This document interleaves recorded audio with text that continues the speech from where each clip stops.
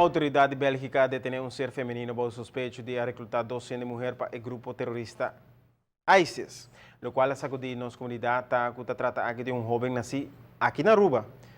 Rosliana Adelina Germán, de 21 anos de idade, depois de adrenta enlace matrimonial, a dedicar espiritualmente na religião de Islam. Depois de algum ano de ensaio, ela decidiu de profundizar seu mês e a tomar passo no extremo. Rosliana Germán, depois de adrenta ao círculo extremo ligado ao grupo terrorista ISIS, a o nome de Utan.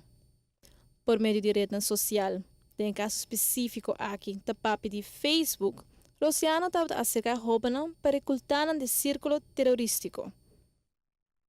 Na luna de maio, a detener dois jovens, Hakima Matouche, de 18 anos de idade, e Jessie Ha, de 17 anos de idade, qual ambos a conversar da candidata a recrutar para jovem rubiano Rosliano na Antwerpen.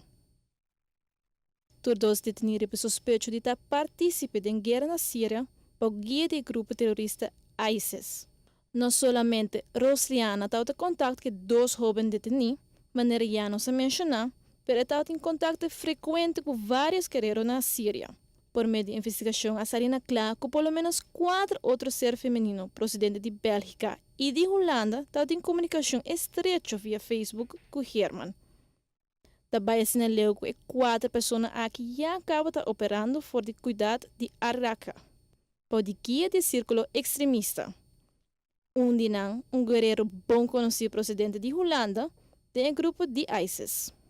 Tem suficiente prova que Rosliana funge como intermediador tem trâmite para recrutar membros no novo círculo terrorístico, onde pouco a pouco essa que não está relocada para a Síria. Rosliana Germán nasceu na Aruba e tem vários anos de vivendo na Europa. Germán inicialmente não era lançado de religião de Islam, mas convertido depois de 30 enlace matrimonial com pessoas procedentes de Algéria.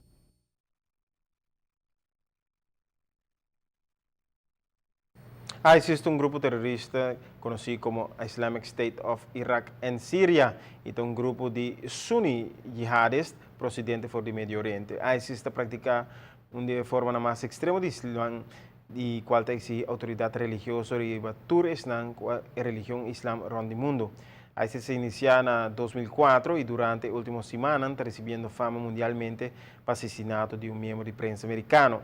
En pasado, ISIS estaba ligado con el grupo terrorista Al-Qaeda y ahora está creando un nombre para su mes y una mancha arriba en las islas.